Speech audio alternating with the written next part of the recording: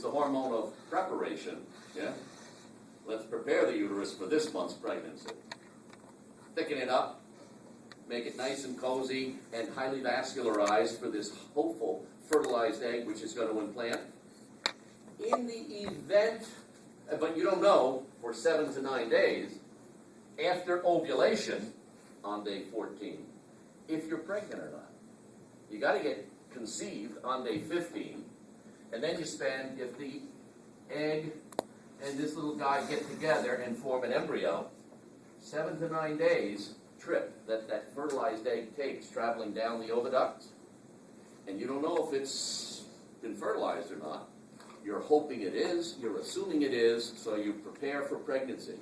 In the event that fertilization does occur, in the event that implantation is successful, the fertilized egg, now a 7, 8, 9-day-old embryo, burrows into the wall of the uterus, buries itself in this thickened, proliferated, highly vascularized uterine lining, and the stimulus of implantation, that's how the coil works, folks.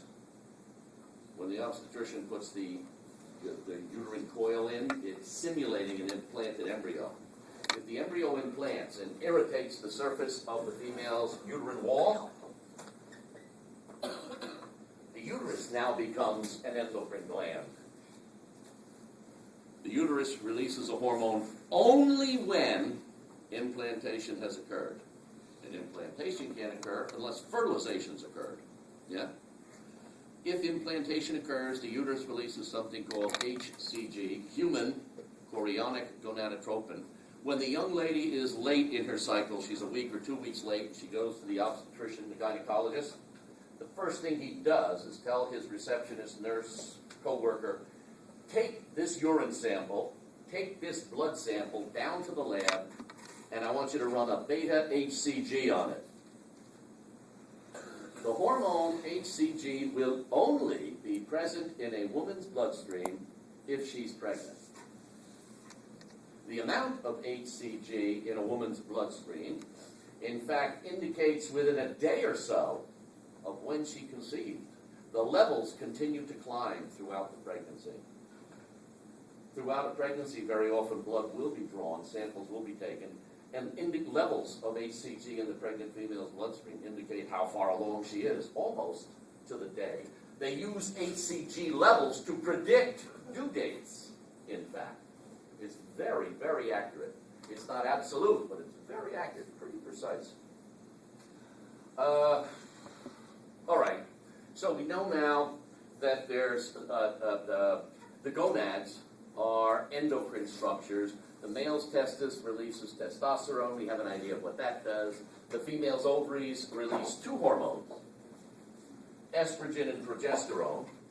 In the first half of the month, you're estrogen rich. In the second half of your month after ovulation, you've got both progesterone and estrogen in your bloodstream.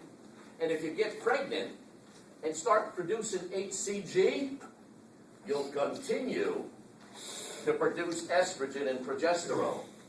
High levels of estrogen and progesterone in the pregnant female inhibit GnRH, which inhibits FSH release. You don't release any more eggs as long as you are pregnant. That's the basis on which the birth control pill works.